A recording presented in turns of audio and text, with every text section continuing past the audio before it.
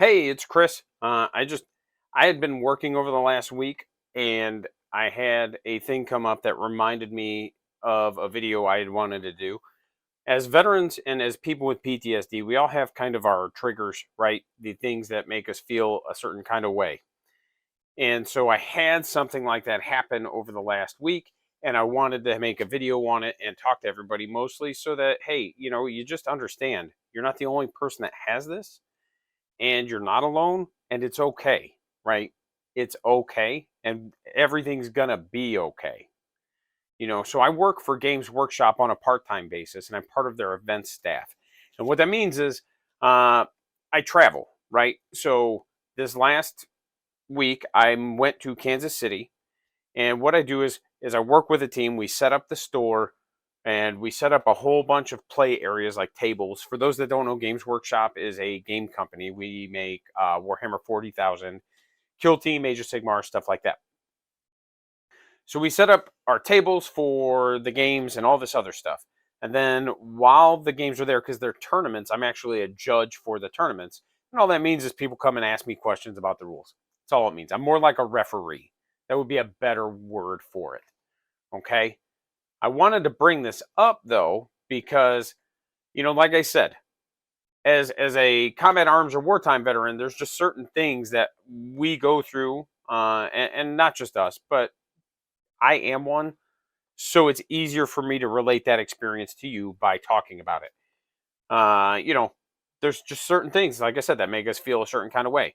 I know a veteran that still to this day, 20 years later, struggles with trash and roadkill because of his personal exposure to IEDs.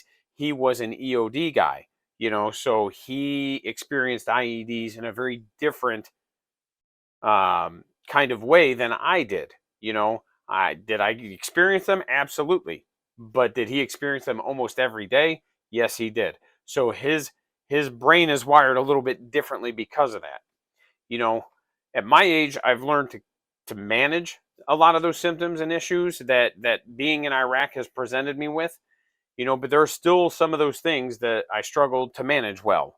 And it's just because those are things that I don't encounter on a regular basis. One of those things is traveling for me, specifically in planes. It's absolutely the worst thing, and I hate it. And I don't dislike the flying part of it. I don't care about that. I don't mind being on a plane. You know, it's one of those where one of my kids asked me, "Hey," he said, "Hey, what are you going to do if the plane crashes?" And I'm just like, "It's somebody else's problem.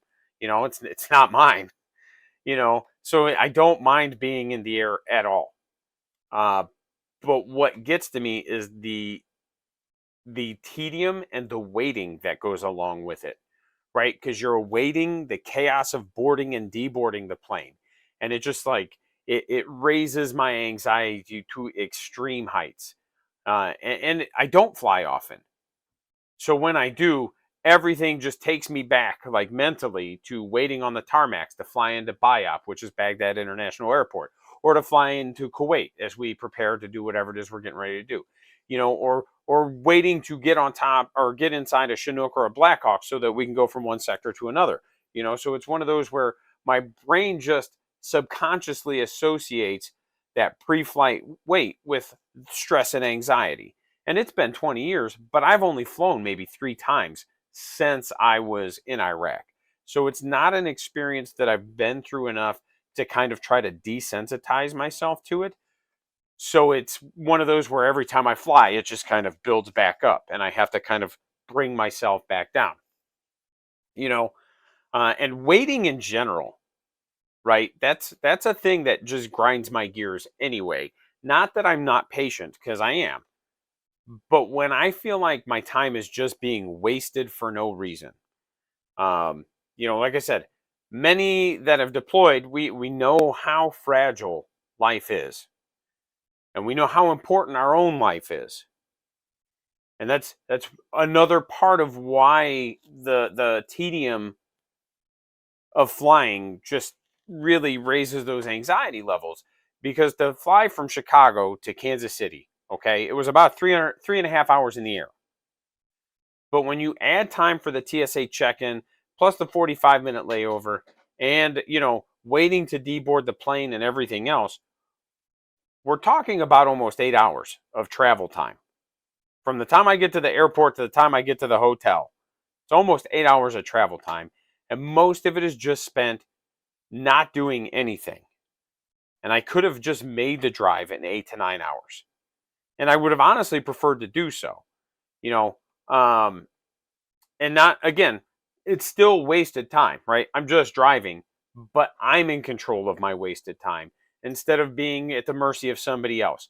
You know, and a good example again is on the way back, my flight was delayed, and then it was delayed again, and then it was delayed again. And thankfully, I was able to just get on another plane that was going to Chicago from Kansas City.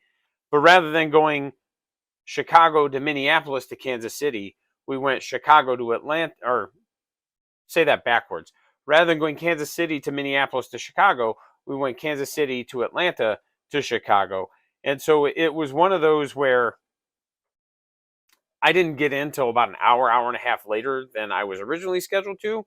But I'd have been really upset had I gotten delayed enough that I just didn't make it home that day. And again, not because, oh man, this is happening to me, but because, like, one of the things that's happened to me because of my time in the military is I've just latched on to this concept of time and how I understand it's limited, and how I just refuse to share it with people unless you're important. I don't want my time wasted, you know. And if I'm wasting it, it's fine because it's mine to waste. But if you're wasting it, like, that's a big deal to me. I've just become stingy with my time. And the aspect of flying just raises my anxiety levels because of the way my subconscious kind of still connects it to, we're just waiting to go to war. We're just waiting to get off this helicopter and get shot at or whatever. You know, did that happen? Most of the time, no. Did we get off the helicopter and get into sector and get shot at occasionally? Absolutely, we did. You know, but was it a daily thing every time we touched a plane or a helicopter? No. But like I said, my brain just has kind of made these connections, and now I'm having, as I'm traveling more and more for my company, I'm having to learn how to manage those connections. So again, I just wanted to make the video simply so I could reach out to everybody in the community and just let you know you're not alone. You know, some veterans struggle with friendships. Some veterans struggle with, you know, IEDs and trash on the side of the road. Just because the way it presents to you is different than the way it presents to me doesn't mean you're alone, you know. So just make sure you're reaching out to friends, family, if you're feeling a kind of way, and just try to talk it out, and try not to do anything drastic or extreme, and just remember that you're not alone, you know. And that's all I wanted to do with this video. Thank you guys for watching. We'll see you next time.